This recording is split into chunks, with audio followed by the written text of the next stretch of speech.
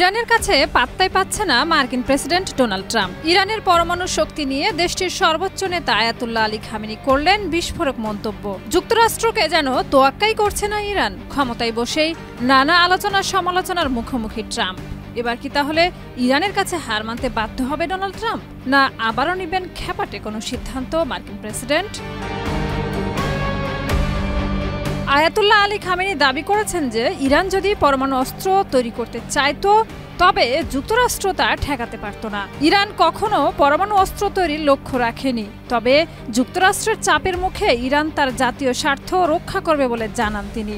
12 March তেহরানে এক জনসভায় Khamenei এ কথা বলেন। তিনি আরো বলেন, ইরান পরমাণু অস্ত্র তৈরি করতে চায় না, কিন্তু যদি আমাদের জাতীয় স্বার্থের প্রশ্ন আসে আমরা কখনোই আমাদের সুরক্ষা ও নিরাপত্তা নিয়ে আপোস করব না। খামেনি আরও যুক্ত করেন, যতই যুক্তরাষ্ট্র এবং অন্যান্য পশ্চিমা দেশ আমাদের বিরুদ্ধে চাপ প্রয়োগ করুক, ইরান তাদের আধিপত্য ও হুমকির বিরুদ্ধে দাঁড়িয়ে থাকবে।